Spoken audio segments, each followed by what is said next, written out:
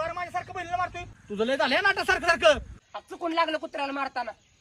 हो भाऊ, अहो ह्यो खरंच सांगतोय. अहो ह्याच्यासारखं प्रामाणिक आज्ञाधारक पोरगा अख्ख्या गावात भेटायचं नाही तुम्हाला. तुम्ही कोणाला पण विचारा. कुणाला पण विचारू का? हा रोडनं जाणाऱ्या माणसाला विचारू का? नको नको, अख्ख्या गावात कुणाला बी बोलवा, पण ह्या माणसाला नका बोलू. आता तर मी त्यालाच विचारणार, तू काहीतरी काळबेर केलंय.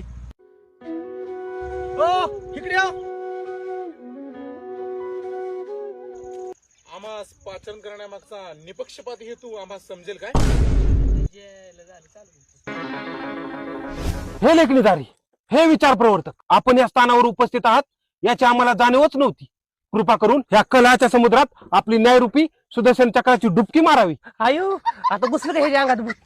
अहो हे सारखं माझ्या बहिणीला मारतोय, हे माणूस कसा सांगाव? प्रधानजी, या घरात एका आबला नारीवरती अत्याचार झाला आहे. काय खरं नाही. हे लेखणीदारी, हे विचार प्रवर्तक, म्हणूनच तर ह्या निवासस्थानाचे कुरुक्षेत्र झाले आहे. ए यार तुमचं राहू द्याला का? ही माणूस कसा ती सांगा. हे सांड व्यक्तीच्या धन्यांनो, मी जे इथं सत्यकथन करणार आहे त्यासाठी तुमच्याकडे धैर्याचं कवच आणि संयमाची ढाल आहे काय? हे लेखणीदारी, निश्चितच आपण सत्य बदले. ओ ते काय माहित नाही आम्हाला, या माणसाबद्दल सांगा फक्त. या अतुल नामक इसमास आम्ही कित्येक वेळा जलकुंभावरती लज्जा उत्पन्न होईल असं वर्तन करताना आमच्या दृष्टीने पाहिलं आहे. हा इसम राज्यात फेरफटका मारत असताना स्त्रिया लज्जित होऊन धावत निघून जातात.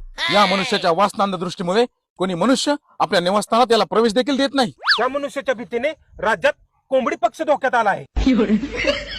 हा मनुष्य व्यापारी संकुलात जाऊन परत आल्यानंतर तो व्यापारी महोदय त्याचं छायाचित्रण यंत्र बहुधा तपासून पाहत असतो.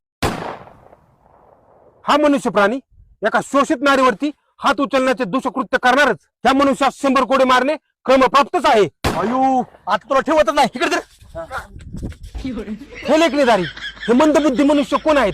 येथे आम्ही उपस्थित असताना या स्त्रीविलासी भ्रमिष्ठ नालायक मनुष्यात दंडित करण्याची चेष्टा करत आहेत. विधीचं चक्र फिरू लागलं आहे.